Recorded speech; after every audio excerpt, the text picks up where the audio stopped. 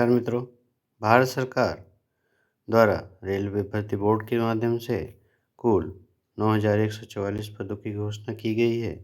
इन पदों के अंतर्गत टेक्निकल ग्रेड 1 सिग्नल लेवल 5 के पद के लिए 1,092 पद हैं, जबकि लेवल ग्रेड 3 के लिए 8,052 पद निर्धारित किए गए। इस प्रकार कुल 9,144 पदों की घोषणा की गई है।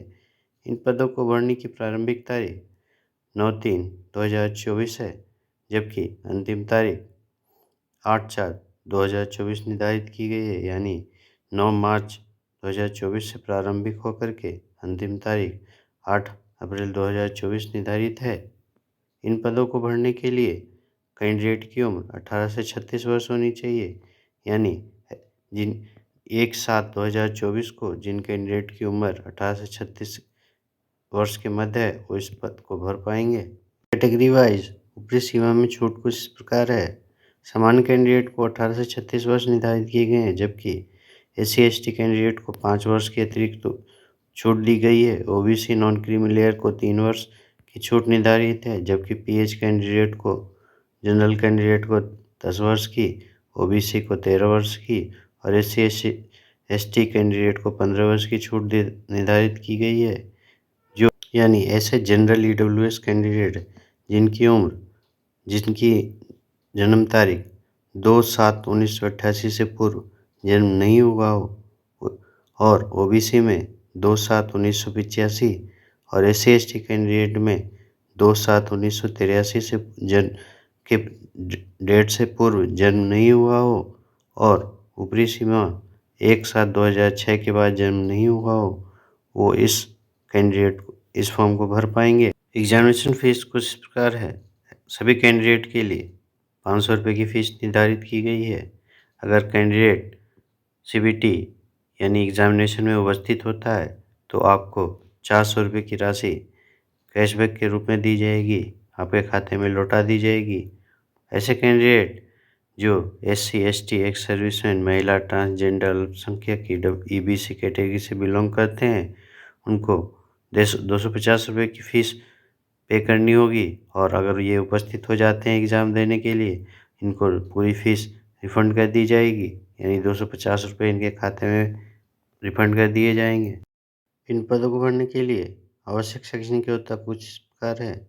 टेक्निकल ग्रेड 1 सिग्नल के लिए कैंडिडेट को graduate physics, electronics, CS, IT और इंस्ट्रूमेंटेशन में होना चाहिए। कैंडिडेट अगर डिप्लोमा है, धारक है या फिर किसी मान्यता प्राप्त विश्वविद्यालय से BSc कर रखा है या फिर 3 साल का डिप्लोमा है इंजीनियरिंग में, तो इस फॉर्म को भर पाएगा। टेक्निकल ग्रेड 3 में ब्लैक स्मिथ में फोर्जर और heat treat her, फाउंड्रीमैन, pattern maker, moulder में ITI इस फॉर्म को भर पाएंगे। तकनीशियन ग्रेड 3 ब्रिज के अंतर्गत मैट्रिकुलेशन के साथ फिटर, वेल्डर ट्रेड में ITI होनी चाहिए। ग्रेड 3 टेक्नीशियन कैरेज और वैगन के लिए कैंडिडेट को मैट्रिकुलेशन के साथ यानी 10th पास के साथ fitter, carpenter, welder, plumber, pipe fitter के ITI डिग्री होनी चाहिए। टेक्नीशियन ग्रेड 3 क्रेन चालक में मैट्रिकुलेशन के साथ मोटर वाहन ITI, सामग्री हैंडलिंग व क्रेन ऑपरेटर के और या फिर ऑपरेटर लोकोमोटिव व रेल क्रेन ऑपरेटर के सर्टिफिकेट होना चाहिए ITI का। टेक्निकल ग्रेड 3 डीजल मैकेनिक के अंतर्गत कैंडिडेट के पास 10th पास के साथ में फिटर, मैकेनिक डीजल की डिग्री होनी चाहिए। टेक्निकल मैकेनिक, वेल्डर, पेंटर की भी डिग्री होनी चाहिए। टेक्निकल ग्रेड 3 इलेक्ट्रिकल के अंतर्गत इलेक्ट्रीशियन, वायरमैन, मैकेनिक के ITI की डिग्री होनी चाहिए। टेक्निकल ग्रेड 3 इलेक्ट्रिकल TRS के अंतर्गत मैट्रिकुलेशन के साथ electrician, wireman, electronics, mechanic power के ITI की डिग्री होनी चाहिए। टेक्निकल ग्रेड 3 EMU के अंतर्गत मैट्रिकुलेशन के साथ इलेक्ट्रीशियन या वायरमैन या इलेक्ट्रॉनिक मैकेनिक पावर इलेक्ट्रॉनिक्स की डिग्री होनी चाहिए। टेक्नीशियन ग्रेड 3 डीजल इलेक्ट्रिक में कैंडिडेट को 10th पास के साथ electrician, mechanic auto, electric, wireman, electronics mechanic, mechanic power electronics की ITI की डिग्री होनी चाहिए। टेक्निकल ग्रेड 3 फीटर के अनुसार मैट्रिकुलेशन के साथ फीटर की ITI की डिग्री होनी चाहिए।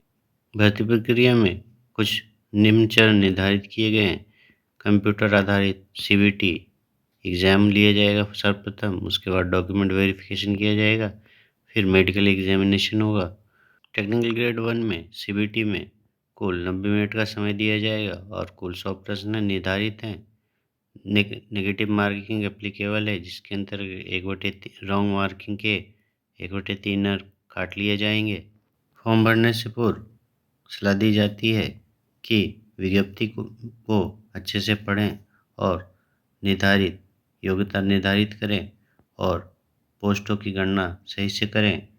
विस्तृत विज्ञप्ति के लिए आप डिस्क्रिप्शन में दिए गए लिंक के माध्यम से फॉर्म भर सकते हैं या फिर विस्तृत विज्ञप्ति डाउनलोड कर सकते हैं। धन्यवाद।